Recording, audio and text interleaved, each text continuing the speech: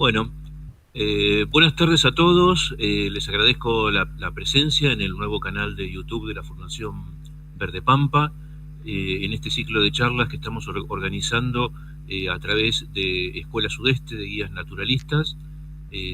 Esta es la segunda charla que estamos en esta oportunidad y vamos a disfrutar de una visita guiada al Museo de Ciencias Naturales de Miramar, el Museo Punta Armengo, que gracias al trabajo de los amigos del museo, en esta situación de pandemia, en esta situación de cuarentena, en que tenemos que estar lo más encerrados posibles, podemos dar una linda visita por el parque y por los interiores del Museo de Ciencias Naturales, y además con un guía de lujo, que es el director, el museólogo Daniel Bo, que es quien nos va, como ya dije, a guiar y a mostrar todas las características y la historia del museo, que además está estrenando desde fines del año pasado una nueva sede. De modo que seguramente van a disfrutar de este encuentro, y ya los dejo con Daniel. Bueno, muchas gracias, Carlos. Bienvenidos al Museo de Ciencias Naturales de Miramar. La idea es, bueno, una visita virtual, ya que como bien dijo Carlos, no sé, ciertos sitios no se pueden visitar. Así que bueno, y aprovechamos un poco la ciencia como para que puedan visitar nuestro museo. Lo que les muestro acá, en un principio, en la primera imagen, tomada en un día muy lindo, pueden ver el parque, el estacionamiento del museo. Nosotros, el plan es que con el tiempo ir haciendo varias esculturas. Acá hay dos de ellas. Por ejemplo, en este caso, ahí tienen el Panoptus. Nosotros hemos puesto una referencia a lo que es cada uno de estos animales. El Panoptus, bueno, era una especie de gliptodonte, quizás uno de los más grandes. Y también al lado hemos puesto un Smilodon, o el tigre de dientes de sable, como una especie de presentación. Como no sé si todos saben, en Miramar se han encontrado las únicas huellas por ahora de tigre de dientes de sable en la zona de Punta Armengo, o sea, casi al frente de la misma ciudad. El plan en sí es, con el tiempo, en esta área poner algunos animales más réplicas, para tener la referencia de lo que es la fauna, la megafauna de mamíferos en nuestra zona.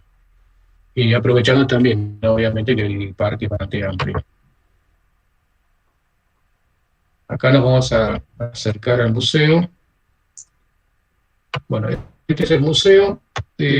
Lo que se hizo en septiembre del año pasado es restaurar esta antigua casa. Y a mostrar todas las características y la historia del museo, que además... Muchas gracias, Carlos.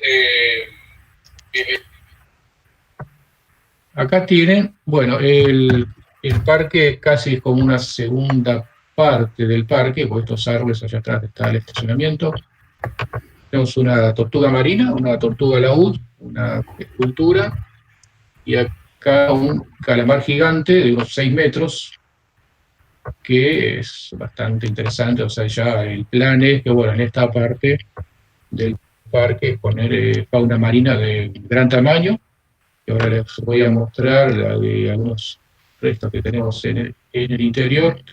La idea es también tampoco saturar el parque con especímenes, ¿no? O sea, seguir manteniendo el parque, pero a su vez también que sea educativo. En la siguiente imagen vamos a tener la primera sala. La primera sala era lo que era el pasillo de este chalet. Hemos aprovechado acá para, bueno, poner una referencia de la historia del Museo de Miramar, el que muchos han conocido, y también agregar la historia del primer museo de Miramar y posiblemente de la zona, que empezó en el año 1912 con el subprefecto José María Dupuy, Él ya en esos tiempos colaboraba con los hermanos Ameguino, Lorenzo Parodi y todos los personajes en líneas generales de los años 20, que es, y acá, bueno, tenemos a Carlos Ameguino, y acá lo tenemos a Florentina Ameguino. O sea, un homenaje a ellos dos. En este panel también es un poquito una referencia rápida sobre las investigaciones que se hacían en Miramar desde otras instituciones. Y también vamos a tener que instalar en algún momento también un cuadro de las áreas geológicas. Lo que hemos hecho es unas columnas proporcionales para que puedan darse una pequeña idea de cuánto tiempo pasó hasta nuestros días. Fíjense que acá tenemos chiquitito, acá lo ampliamos, seguimos ampliando, y bueno, y esta última parte, en este círculo acá, es lo que corresponde a la zona de General Alvarado. O sea, tenemos una pequeña área de Plioceno, la zona del Golfo, y Pleistoceno y Holoceno en lo que sigue el partido de General Alvarado. También hemos puesto referencias de dónde estamos parados. O sea, cuando uno ve el paseo virtual, bueno, dentro del edificio estamos en este lugar.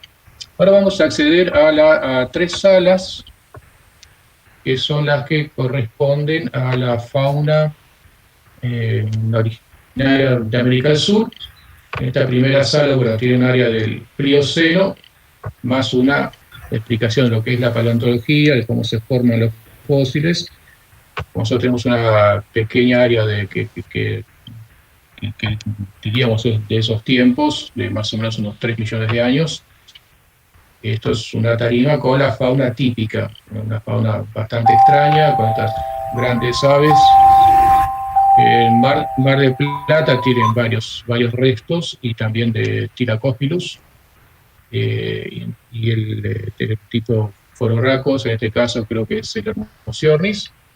Entonces, bueno, estos restos todavía en esta zona no los hemos encontrado, pero bueno, es una cuestión también de suerte. Y también hay restos de varios de estos animales que, bueno, en las otras salas van a ver que también estos tiempos eran más chicos, y en la sala que sigue van a ver que ya estos mamíferos ya tenían un desarrollo un poco más grande. Esta sala la dedicamos a los ungulados. En este caso, el que ven acá es un toxodón, que era una especie de rinoceronte, casi hipopótamo, pero que no tenía ningún parentesco con ellos. Acá tiene una imagen de cómo serían estos animales. Un animal bastante rechoncho y con una jiba que, bueno, podría ser quizás ahí tendría algún depósito de grasa, quizás eso no se sabe mucho. Pero bueno, no tenía cuerno, pero la posición y la forma de este animal era muy similar a los rinocerontes actuales. Había otros ungulados también muy raros, la macrauqueña, que era mitad una especie de cabello robusto, pero también posiblemente tenía trompa y patas bastante fuertes, o sea, patas casi como las de unos elefantes con 3 dedos. Ahí hay un cráneo de una macrauqueña, y en las fosas nasales están en la parte alta. Esto es lo que nos indica que, bueno, que posiblemente tenía alguna trompa. La sala esta, bueno, está ubicada en el centro del edificio. Seguimos hacia la siguiente. Esta, bueno, es la que más nos gusta quizás, porque tenemos mucho material.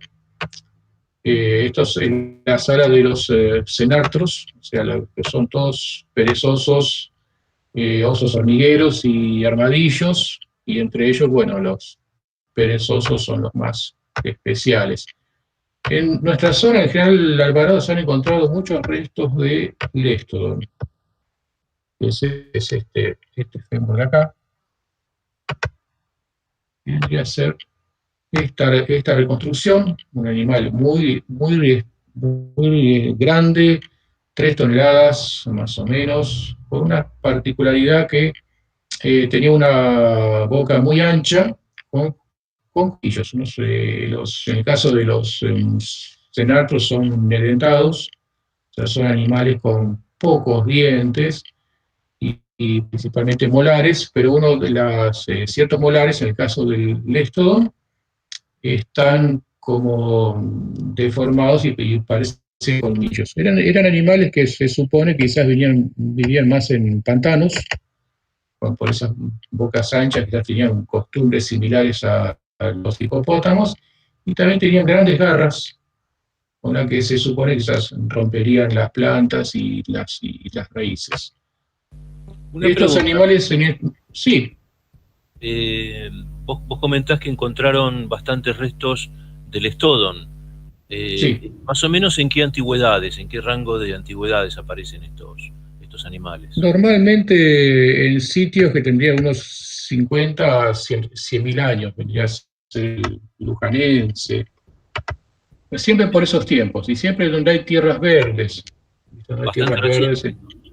bastante recientes, sí, sí. Hay restos del Eston más antiguos, pero bastante fragmentarios.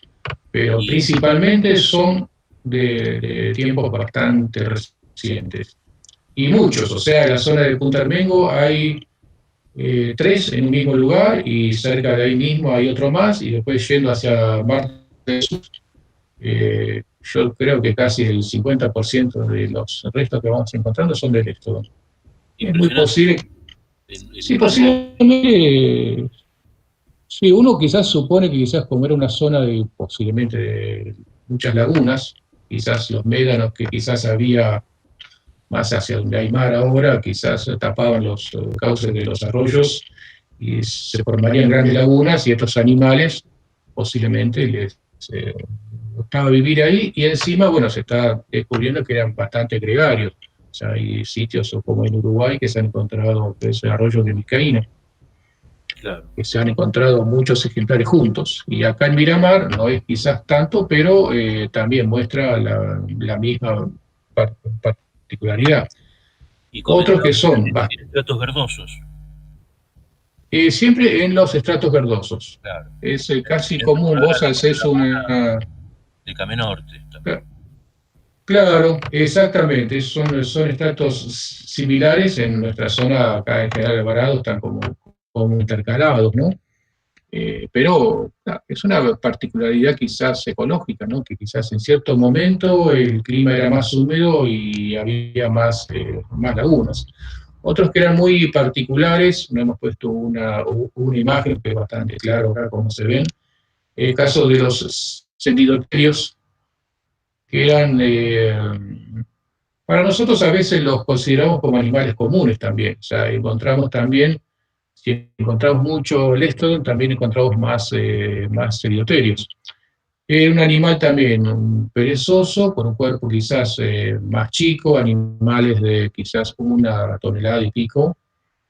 Y la particularidad era, bueno, el cráneo más largo, más alargado, y posiblemente estos animales harían grandes cuevas, galerías, donde ellos seguramente vivían.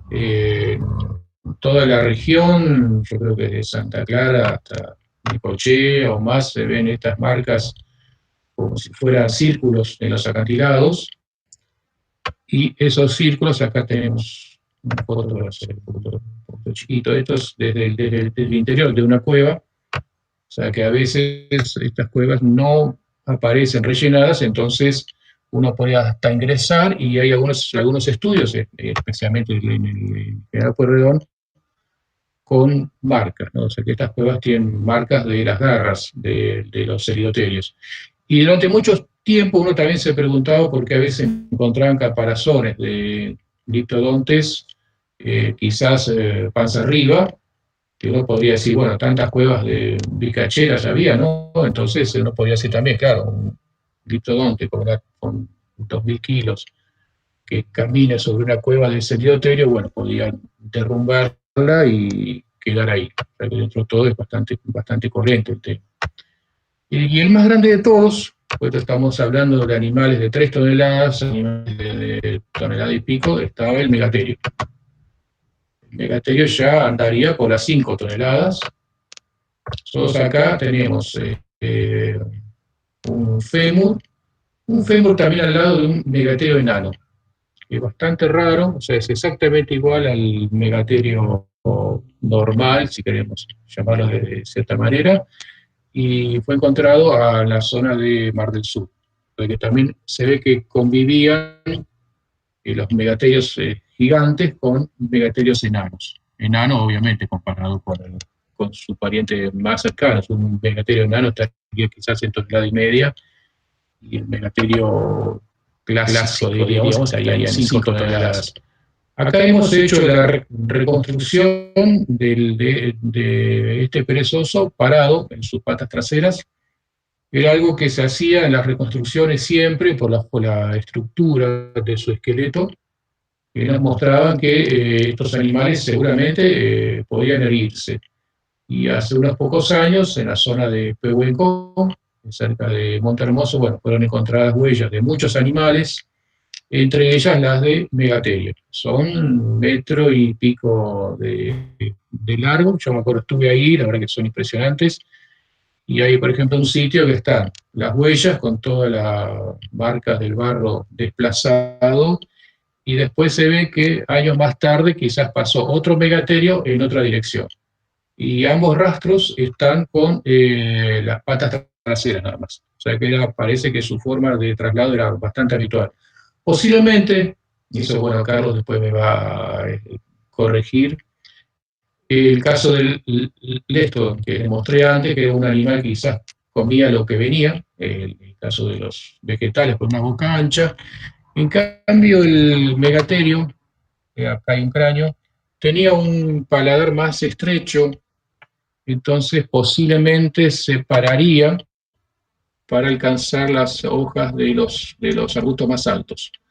Y entonces, bueno, una especie de forma de alimentarse, y posiblemente no se cruzarían en sus ambientes con los léstodos, que tienen una convivencia relativamente pacífica. En el caso de los armadillos, yo les mostré afuera que estaba el Paroctus, que es este es un Diptodon más conocido, y el Dorycurus, que era el más grande de todos, que tenía púas en la punta de la cola.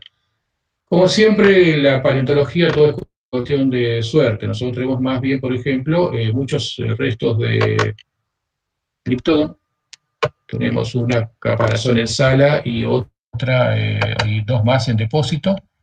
Estos tenían unas colas anilladas con algunas defensas, no tenían ningún garrote al final, y de estas plaquitas, los que pasean por la playa de vez en cuando encuentran. Imagínense que cada vez que moría uno de estos animales, esto no sé, tendría 200, 300 plaquitas, y es uno de los fósiles más comunes que se pueden encontrar en la provincia de Buenos Aires. También animales bastante raros, posiblemente también se podrían parar sobre dos patas, porque las patas traseras son mucho más grandes que las delanteras. La forma del cráneo, como ven acá, es muy raro, animales muy, muy especiales. Tenemos también un tubo caudal de Neoeucaliptus, que también es un animalito muy raro, pero bueno, ahí ven que tiene también un garrote, no tanto como el Dorycurus, pero un animal más bien chico, 1,5 metros de largo, pero chico comparado con los otros, ¿no? Y también es muy común en la zona encontrar armadillos, que pueden ser tipo tatú, tipo peludos, mulitas. En la vitrina ahí hay un esqueleto de un peludo.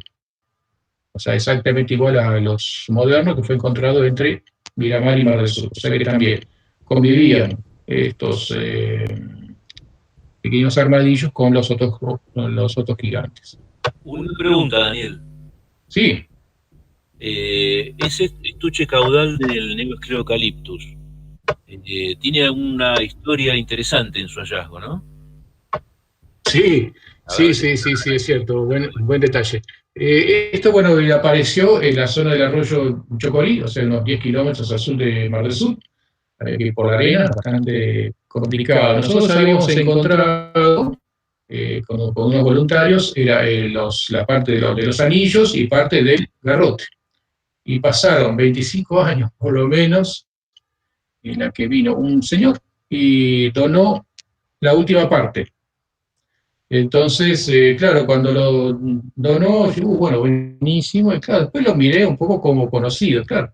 Evidentemente debe haber pasado quizás unos meses antes por el mismo lugar, esta pieza estaba separada, y bueno, felizmente lo donó para el museo, pero era como decir, mira, después de 25 años la suerte y la buena voluntad también, ¿no? De alguien que se acordó que tenía un resto fósil y lo aportó al museo. Entonces, claro, ya la pieza esta ahora queda mucho más linda. O sea, antes, bueno, te quedaba por la mitad. Claro, es un caso Era eso, ¿no, Carlos? de cómo se terminó completando la pieza, pero además Sí, que tampoco es como vos decís que es suerte, es decir, el museo claro, es realmente cierto. Sí, eso es cierto. un poco la tradición de ser una institución inclusiva, ¿no? Que se inserta en la sociedad. Por lo tanto, me parece bastante razonable que la gente se acerque y diga, bueno, tengo esto y lo entrego al museo, ¿no? Un Sí, poco, nosotros siempre tratamos de ser lo más amplio posible. También el caso que son fósiles que realmente, más por una cuestión de espacio, ¿no? Son fósiles rodados y eso, bueno, a veces uno no los acepta porque, claro, no hay espacio y a veces la misma persona que lo encontró, no sé, se puede armar su pequeña colección de fósiles rodados, que no es tan grave digamos, para la ciencia, pero también, o sea, vos qué puedes hacer con eso, ¿no? Entonces, bueno, pero pues nos vienen, tratan de consultar qué es. Y nosotros dentro de las limitaciones, porque los fósiles rodados por el mar no tienen origen ni nada, a veces no podés encontrar la forma, ¿no? No sé si les pasa a ustedes allá, ¿no? sí, sí, el tema de los fósiles rodados, particularmente en la zona de Santa Clara, Camenorte, etcétera, son muy comunes porque, sobre todo, hay yacimientos que están bajo el mar. Claro, exactamente. Aparece mucho material de ese estilo y normalmente es un problema, ¿no? Pues para el estudio. Pero bueno, igual con un poquito de ingenio se le puede sacar información. Creo que Sí, sí, sí, también para que no se vayan ha con intentado hacer la... algún tipo de interpretación de ese material, ¿no? Pero bueno, es como vos decís, Claro, tiene muy poca importancia, muy poca información científica, sobre todo porque suelen estar muy rotos, y la cuestión de la procedencia también, ¿no? La procedencia estratigráfica, claro. que es fundamental, que se pierde en ese ¿De caso. dónde salió eso? Claro, exactamente. Bueno, vamos a pasar a una sala que es la sala del medio en el edificio. Acá les muestro dónde estamos. Estás aquí. Y bueno, la tarima esta que bueno, muestra una unión, diríamos, forzosa. Hace 2 millones de años, 2 millones y medio, bueno, más o menos van variando las teorías, se juntaron las dos Américas, América del Sur y América del Norte, acá hay un gráfico, y desde el hemisferio norte empezaron a llegar a otro tipo de fauna, o hasta ahora les he mostrado la fauna de la zona, el Cerioterio. Acá, bueno, gracias a la Fundación Azara tenemos un esqueleto o es una réplica de un Cerioterio, y la réplica del Miller, un poco simbolizando también ese cruce de estos animales. Si bien o podríamos decir una especie de invasión, tampoco hubo una extinción masiva de los animales locales ni nada, sino que empezaron a convivir y a cambiar sus modos de vida. Acá, como les comenté antes, bueno, tenemos una caparazón de Griptodon, en parte está reconstruido, pero está en un porcentaje alto, es una pieza original, que esta apareció frente al bosque, al vivero de Miramar. Por acá escondidas están las huellas del tigre de dientes de sable, y bueno, la idea es hacer una tarima especial para ellas, ¿no? Para que se puedan también apreciar. Pero bueno, entre los animales migrantes, los que llegaron desde América del Norte, también hay algunos que son muy típicos de América del Sur. Por ejemplo, el caso de los guanacos, los ciervos, Acá en esta vitrina tenemos los restos que aparecieron en Centinela del Mar de una hemiauquenia, que vendría a ser un guanaco gigante. O sea, es el doble del tamaño de un guanaco común, o sea, más o menos unos 2 metros de alto. Una pieza bastante linda, bastante interesante. Y esto es lo que siempre genera polémicas, que es el caballo, que polémicas, son charlas que se hacen que muchos siempre saben que, bueno, los caballos modernos y los que fueron la del caballo criollo, bueno, tienen su origen en los caballos que trajeron los españoles. Pero antiguamente había también caballos que vinieron desde el hemisferio norte. Este es el Hipidion, era muy raro, era más petizo que el caballo moderno, con un cráneo también muy, muy raro.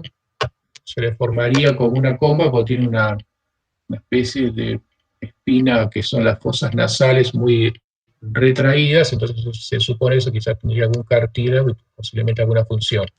También llegaron caballos muy parecidos a los caballos modernos, secus, bastante parecidos. Extrañamente también desaparecieron, o sea que posiblemente por cuestiones de clima u otros. Bueno, este es el mastodonte que también llegó desde América del Norte. Era de la misma familia de los elefantes. La gran diferencia, bueno, un poco la posición del cráneo y la forma de los molares. Es diferente al de los elefantes modernos. Los colmillos eran más rectos, era bastante diferente a lo que era un mamut, y curiosamente los mamuts no llegaron a América del Sur, se quedaron en la zona de Centroamérica. Cuando les comenté el tema de los antiguos caballos, acá tenemos un panel dedicado a la llegada de los primeros seres humanos. Y posiblemente la presencia de los primeros seres humanos y cierta decadencia de ciertos grupos de animales hizo que que la mayoría se hayan extinguido. Posiblemente los primeros seres humanos preferían comer caballo o guanaco, entonces quizás esos animales desaparecieron por ese motivo. Y en el caso de los grandes animales, de los perezosos gigantes, posiblemente eran animales que no tenían una especie de, por lo menos, sentido de peligrosidad respecto a los seres humanos. Serían muy lentos y posiblemente estarían en una etapa de menos número, varias teorías, quizás su número justo cuando llegan a los seres humanos era menor, entonces terminan desapareciendo. Ahora vamos a pasar, justamente hablando de seres humanos. Nosotros tenemos dividida el área de arqueología local en dos partes. Un área dedicada al caso del hombre fósil de Miramar.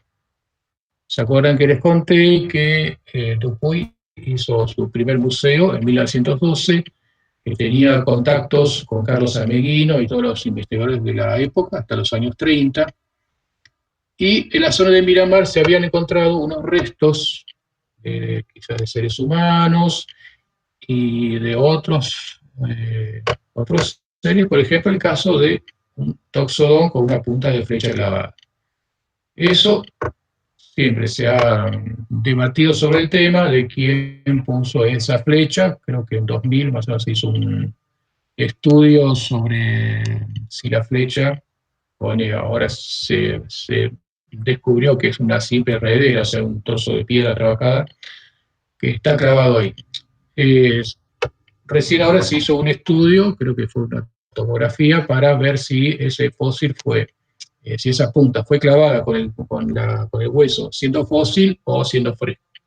Obviamente se descubrió que era fósil, o sea que alguien descubrió esta pieza, le colocó la punta y la hizo pasar por válida. Eso generó, dentro de todo, una polémica interesante en la que Miramar estaba siempre presente. Y acá tenemos una foto interesantísima, que el original está en el museo, y lo tenemos al subprefecto José María Dupuy, junto con Parodi, en este caso, aquí está Carlos Ameguino, Foguierin, que era un paleontólogo de Brasil, Estanislao Ceballos, Creo que este señor era Lesmas Nietzsche y este otro señor, Eli Bowman. Y creo que en el grupo estaría Rodolfo Zenet, que no sé si es pues, o sea, hasta ahora los hemos estado tratando de identificar. Entonces, claro, Miramar estaba en el centro de la polémica, pero también dentro de lo que era el centro de la actividad científica. Como esto es el área que también vamos a dedicar a lo que son los paleoindios, o sea, vendrían a ser los grupos aborígenes más antiguos, acá va a ir una vitrina, bueno, después Carlos puede hacer alguna referencia. Y estamos ubicados en este sector. Sí, la idea que estamos hablando con Daniel es armar una vitrina justamente alusiva a los primeros pobladores de la región pampeana, a los primeros pobladores del Cono Sur, con un sitio que es de los más interesantes y de los más antiguos de la zona, que precisamente está en el partido de General Alvarado. Así que bueno, qué mejor lugar para difundir este conocimiento más que el Museo de Ciencias Naturales de Miramar, ¿no? Por eso ahí estamos, teníamos que ya tener la lista, pero bueno, como a todos nos agarró la cuarentena y quedó un poquito retrasado el proyecto en su ejecución, pero estamos, al menos acá desde Mar del Plata, estamos avanzados en el proyecto, ¿no? Falta, bueno, la posibilidad de poder juntarnos y llevarlo a la práctica, pero bueno, estamos trabajando en eso, retrasados y coordinados. Bien, sí, se va a hacer, también había varios proyectos propios acá del museo que también quedaron a mitad de camino. Están las ganas desde la Fundación Azara, sí, eso seguro. Desde la Fundación Azara, que no sé si lo comenté desde un principio, el museo fue, o sea, esta antigua casa que es de los años 30 fue restaurada la realizó la municipalidad y la Fundación Azara hizo todo el aporte de la parte interna, de paneles, vitrinas, luces y pinturas y alguna cosa más. O sea, nosotros trabajamos en conjunto con la Fundación Azara. Obviamente tenemos la autonomía necesaria para todas estas actividades y propuestas, ¿no? O sea, si deseamos hacer un cambio, se puede hacer. Es una cuestión simplemente de, bueno, si están los recursos y si lo que se hace también es pertinente. Ahí está mi oficina ahí, y ahí tienen la puertita que va hacia los depósitos. En los depósitos, bueno, están los restos fósiles que no van en sala porque no son quizás representativos, entonces, pero sí tienen valor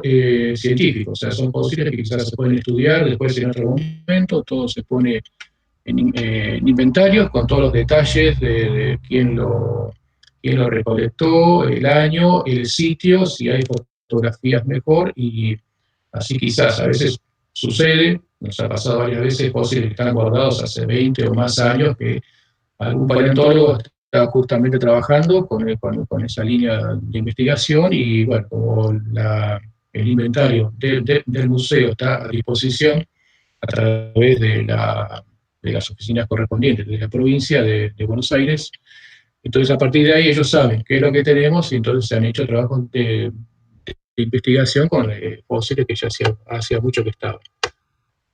Acá, bueno, es el área de arqueología que podríamos decir un poquito más nueva, que son restos de más o menos 2.000, 3.000 años, que son los típicos que se encuentran en la provincia de Buenos Aires.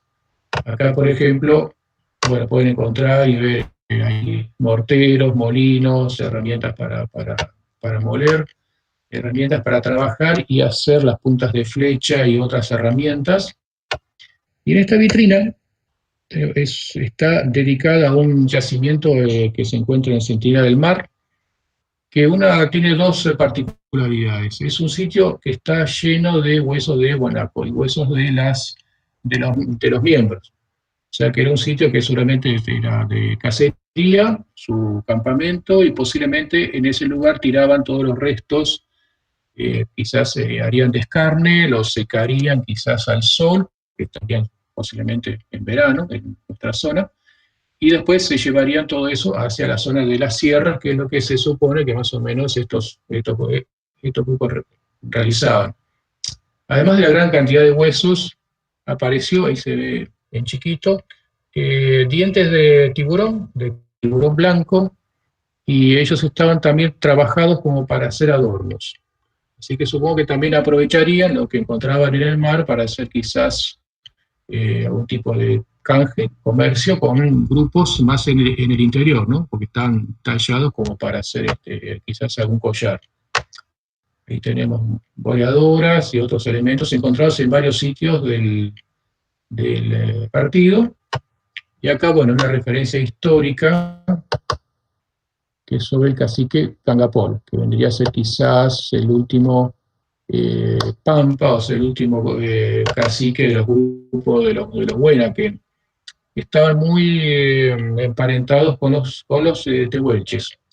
Lo interesante, la curiosidad, que el padre Falkner, que el dibujo es de él, que lo conoció personalmente, él le calculaba que tenía una altura de 7 pies. Si hacemos el cálculo, más o menos 7 pies es 2,10 metros de alto. O sea que era un señor bastante alto, bastante grandote, y posiblemente eso también prueba también que tenían cierto parentesco con los grupos tehuelches, que los padres jesuitas, que tenían su sede en lo que es hoy Sierra de los Padres, ellos también hacen referencias que por un lado estaban los Pampas, o sea, los grupos que estaban bajo Cangapol, y los grupos de los tehuelches que venían desde la Patagonia y que se juntaban en nuestra región. Pero vamos a pasar a otra área de fauna marina. O sea, nosotros nos hemos dedicado a la fauna marina porque de alguna manera han aparecido muchos restos interesantes, y después también por cuestiones también de espacios nos pareció interesante dedicarlo al mar.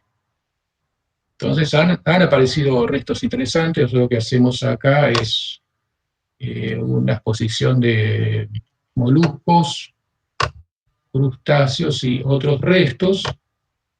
Y acá abajo, por ejemplo, tenemos una mandíbula de una ballena franca. Las ballenas francas, bueno, todos saben que son las que pasan por nuestra región, o sea, que vienen desde Brasil, van hacia el sur, pasan todo lo que es Mar del Plata, Miramar, Necochea. O sea, cada una de las ciudades nos hemos apropiado de las ballenas francas. En este caso tenemos una mandíbula que apareció en el año 95 de un ejemplar de 12 metros.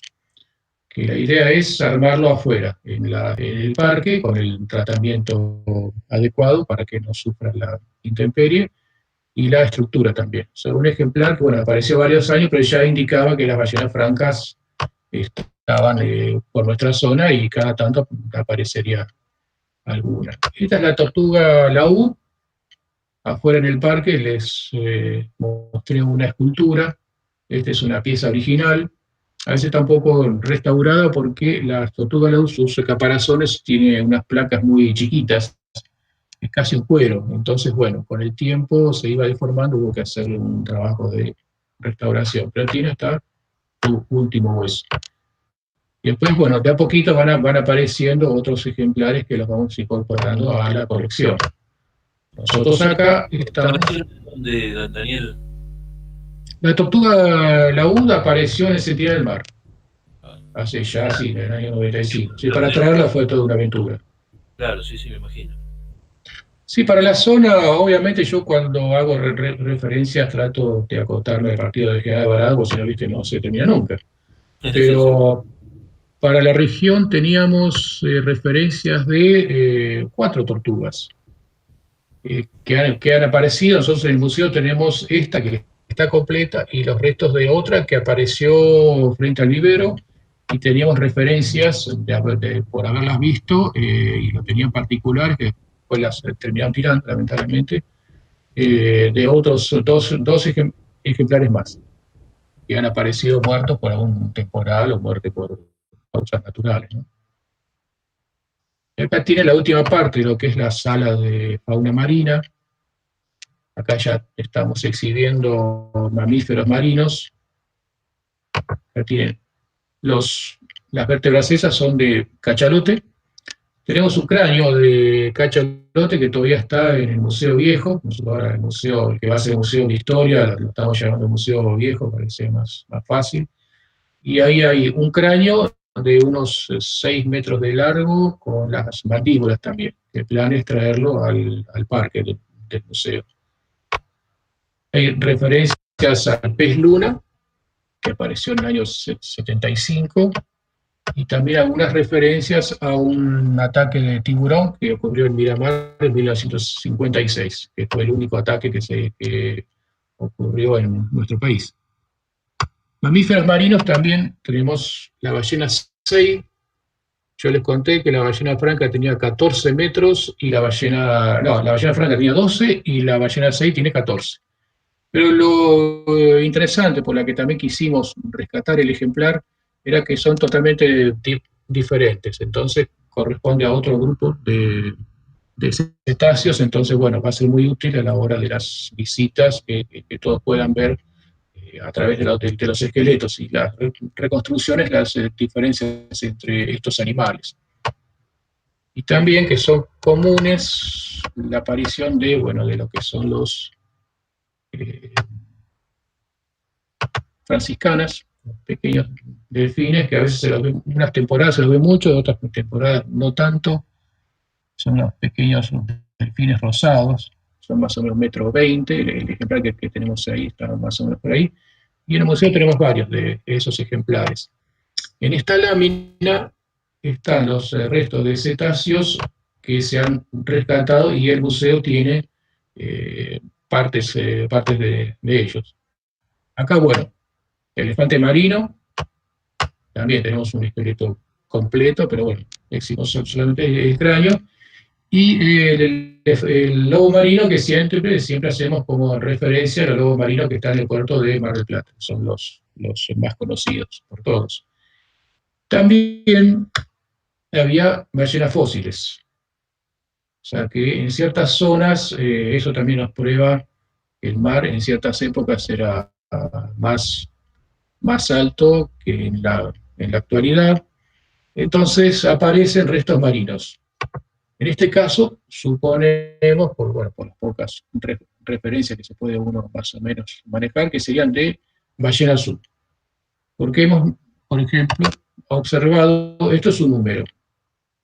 El número en este esqueleto está ahí, o sea, tendrá 5 centímetros. Este número tiene casi el tamaño del que fue encontrado en Miramar en 1887, que se encontró una de las ballenas récord en tamaño, que se encuentra ahora en el Museo de La Plata. O sea, para los que vayan para La Plata, cuando se pueda, fíjense, en una de las salas hay un cráneo de una ballena enorme. Y el número, según el trabajo que se hizo en ese momento, es de este mismo tamaño. Así que le calculamos también una ballena que tendría 25 o 28 metros de largo.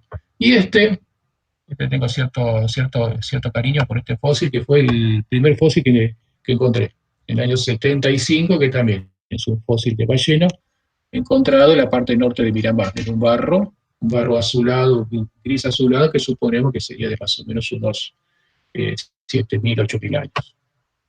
Y acá es el final del recorrido y también la entrada, o sea, se hace todo un recorrido de todo el edificio. No sé si querés hacer algún comentario, Carlos, sobre el tema. Por ahí me interesaría si podés comentar algo más acerca de los hallazgos que han hecho recientemente sobre huellas, ¿no? Que es un tipo de fósil muy poco común para esta zona, aunque están apareciendo cada vez más, pero digamos que no es un fósil tradicional y que ustedes han hecho unos hallazgos muy interesantes. Sí, algo que siempre lamentábamos, las huellas, claro, siempre miraban con envidia las de Pehuenco. Y supongo que a veces, obviamente es una cuestión de suerte y saber mirar. En este caso, aparecieron en Punta Armengo las huellas del Spilodon. Y claro, son las únicas que faltaban en Pehuenco. O sea que por suerte, y también se pudo, también por esa misma característica, poner el nombre Miramarensis, o sea, es Felipe da Miramarensis. El nombre viene, bueno, pie de felino, miramarense. O sea, porque parece que no hay tantos huellas de felinos como para hacer todo un grupo aparte, ¿no? Entonces son todos felinos. Quizás con el correr de los años que vayan apareciendo más restos, más marcas, van a seguir, se van a quizás clasificar de otra manera. Y después otro hallazgo muy importante es el eh, la parte norte de Miramar, en un balneario, que es un montón de huellas de guanacos y ciervos. Y claro, ¿qué pasa? Quizás uno con el tiempo se va dando cuenta de cómo reconocerlas. Para el caso de nuestra zona, son diferentes en el sentido que, por ejemplo, las de Pehuenco se pueden mirar muy a simple vista, o sea, a cualquier hora del día podés verlas. Recuerdo cuando estuve que se podían ver huellas que podían ser de un, no sé, del tamaño de una calandria o de un hornero. Las de Miramar hay que verlas cuando baja el sol, porque es otro tipo de sedimento y ahí te permite ver la forma, que vos decís en un principio, caramba, ¿cómo no me di cuenta antes? Entonces, bueno, van apareciendo, yo pienso que también uno sabe mirar y también, bueno, obviamente ayer dimos una vuelta con mi esposa por la costa y aparecieron dos marcas. Y uno dice, bueno, ¿será? ¿No será? Bueno, hay que ver si aparece algún rastro más como para darnos cuenta, ¿no? Pero sí, sí, las huellas están apareciendo y, bueno, afortunadamente también se les puede poner un nombre que uno también desea que en sus zonas tenga también cierta trascendencia. Excelente, la verdad que son unos hallazgos muy, muy interesantes. Acá tenés bueno, hay unos cuantos saludos en el chat de YouTube y Ah, una pregunta de Sara que dice si se confirma la caída de un meteorito en Chapadmalal hace 3 millones de años que habría contribuido a la extinción de la megafauna. sí, sí, lo del meteorito, claro, yo también sigo los trabajos científicos.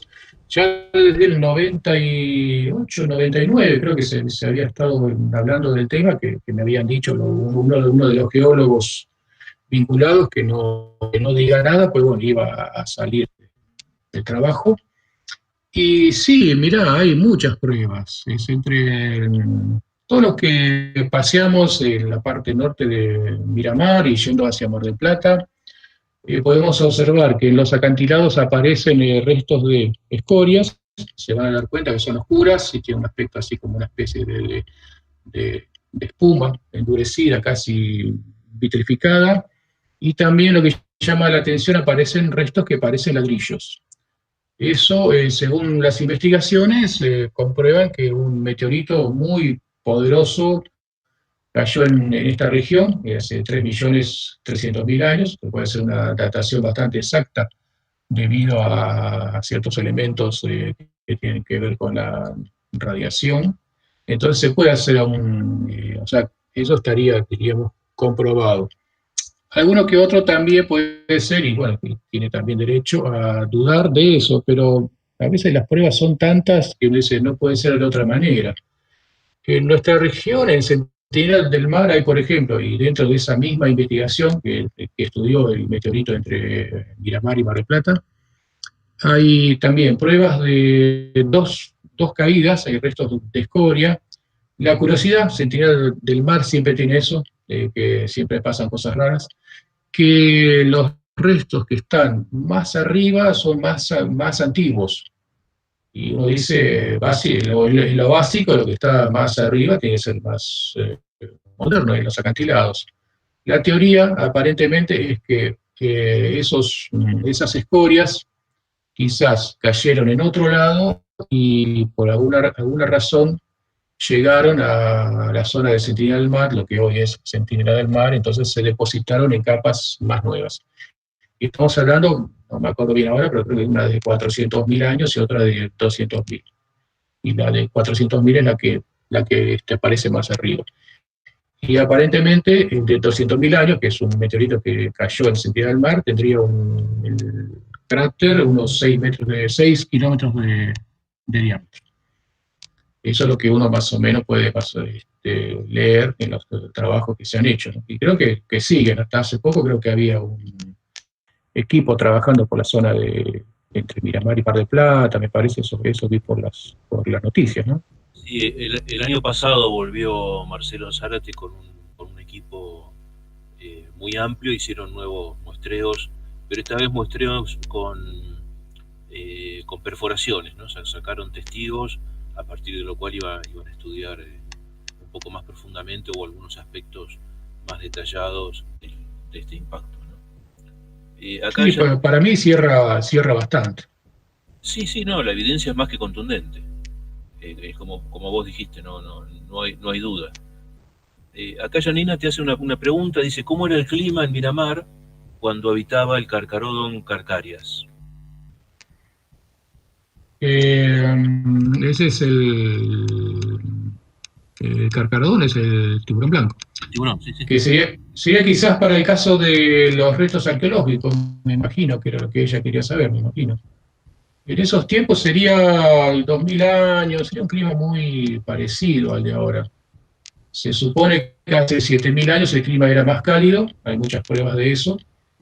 Y, por ejemplo, para el caso de la zona, después hay pruebas en Centinela del Mar de hace 120.000 años que también que el clima estaría más cálido y el mar más alto de lo que es actualmente.